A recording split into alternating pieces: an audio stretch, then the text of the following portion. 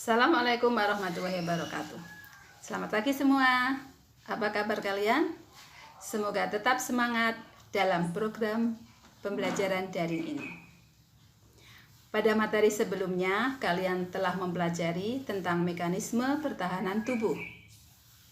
Tubuh dapat terhindar dari serangan patogen karena adanya mekanisme kekebalan tubuh dalam mempertahankan diri. Nah, pada pertemuan kali ini kita akan melanjutkan materi sistem pertahanan tubuh dengan submateri jenis-jenis kekebalan tubuh. Berdasarkan cara memperolehnya, kekebalan tubuh dikelompokkan menjadi dua, yaitu kekebalan aktif dan kekebalan pasif. Kekebalan aktif merupakan kekebalan yang dihasilkan oleh tubuh itu sendiri. Kekebalan ini dapat diperoleh secara alami dan secara buatan. Kekebalan aktif alami dapat diperoleh setelah seseorang mengalami sakit akibat infeksi suatu patogen. Setelah sembuh dari sakit, orang tersebut akan menjadi kebal terhadap penyakit tersebut. Sebagai contoh, misalnya orang yang pernah menderita sakit campak tidak akan terkena penyakit campak untuk kedua kalinya. Adapun untuk kekebalan aktif buatan diperoleh melalui imunisasi, misalnya dengan pemberian vaksin. Pemberian vaksin yang dikenal dengan vaksinasi merupakan salah satu metode yang dapat digunakan dalam upaya pembentukan imun di dalam tubuh.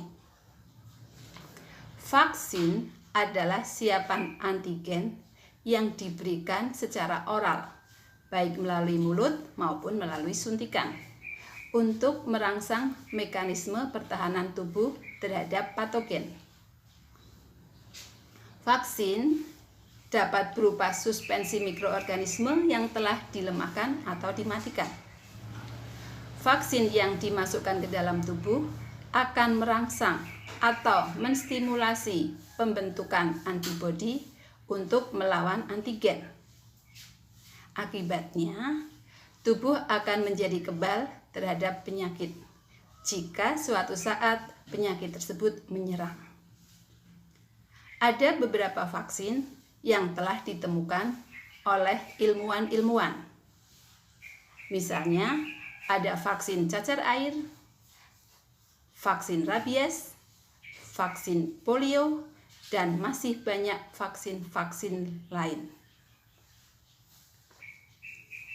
Vaksin biasanya diberikan melalui program imunisasi. Biasanya imunisasi dilakukan sejak seseorang masih bayi.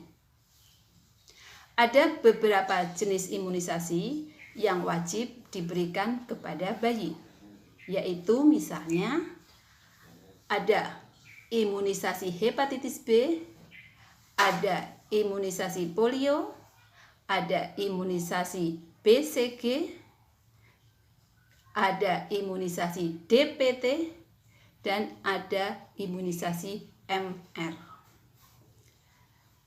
Tujuan pemberian imunisasi ini adalah untuk mencegah penyakit-penyakit, diantaranya penyakit campak, penyakit hepatitis, penyakit polio, penyakit BCG, maupun penyakit DPT.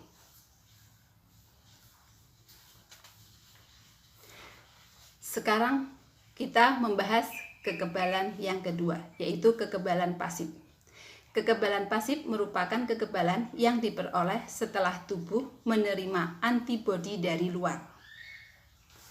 Kekebalan ini dapat diperoleh secara alami maupun secara buatan.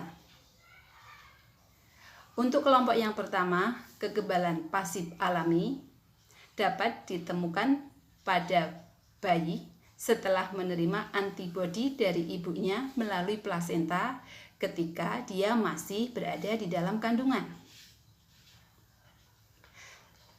Contoh yang kedua untuk jenis kekebalan pasif alami adalah pemberian air susu pertama atau yang dikenal dengan kolostrum yang banyak mengandung antibodi. Sementara itu, untuk kekebalan pasif buatan diperoleh dengan cara menyuntikkan antibodi yang diekstrak dari satu individu ke individu orang lain sebagai suatu serum. Kekebalan pasif ini berlangsung cepat, tetapi dapat digunakan untuk penyembuhan yang secara cepat. Contoh kekebalan pasif buatan adalah pemberian serum anti bisa ular kepada seseorang yang dipatuk ular berbisa. Nah, setelah kita mempelajari jenis-jenis kekebalan tubuh, marilah kita sejenak melaksanakan refleksi pembelajaran atau rangkuman pembelajaran hari ini.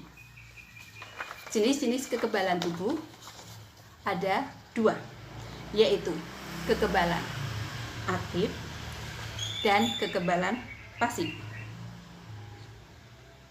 Kekebalan aktif dikelompokkan menjadi 2 lagi, yaitu kekebalan aktif alami dan kekebalan aktif buatan. Kelompok yang kedua adalah kelompok kekebalan pasif. Kekebalan pasif dikelompokkan lagi menjadi 2, yaitu kekebalan pasif alami dan kekebalan pasif buatan.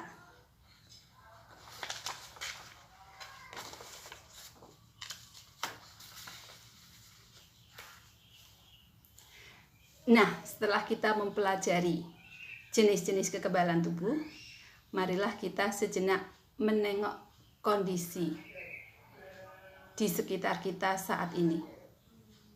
Saat ini kita tahu bahwa Indonesia, bahkan hampir sebagian di seluruh dunia, terjadi wabah virus corona. Dari jumlah orang yang positif terkena virus corona, ada yang sembuh dan ada yang meninggal. Coba kalian diskusikan, mengapa ada orang yang sembuh dan ada orang yang meninggal ketika terserang virus corona ini? Kalian kaitkan dengan materi pembelajaran hari ini. Kiranya untuk pembelajaran hari ini saya cukupkan sampai di sini. Kita lanjutkan di diskusi kelas dan jangan lupa tetap semangat belajar dari rumah, jaga kondisi tubuh dan tetap di rumah saja. Wassalamualaikum warahmatullahi wabarakatuh.